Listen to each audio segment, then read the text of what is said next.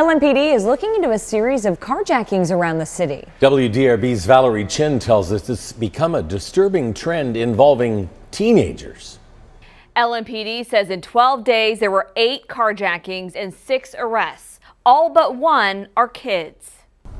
On Friday, there was what would probably have been a carjacking and wound up being a purse snatching, a very violent purse snatching, where an elderly victim was knocked to the ground. LMPD held a chat about crime this afternoon after a violent week in Louisville. The agency says on September 12th, Chief Erica Shields made a change in carjacking investigations. Division detectives used to investigate carjackings.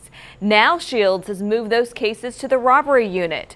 Over the past 12 days, police say there have been carjackings in the Highlands, at the Gordon Food Service, on Hurstbourne, and at a Walmart on the Outer Loop. Investigators say 4 teens under 18 were arrested last Friday for carjackings on Bardstown Road in the Outer Loop. Police say another juvenile was arrested for carjacking a Prius, and an 18-year-old has been arrested for a carjacking in the Highlands on Spring Drive. LMPD says some of the responsibility goes back to their parents. If your 16-year-old, 17-year-old child shows up with a car in the driveway that you know that they should not have, as a parent, you should ask the question, where did this car come from?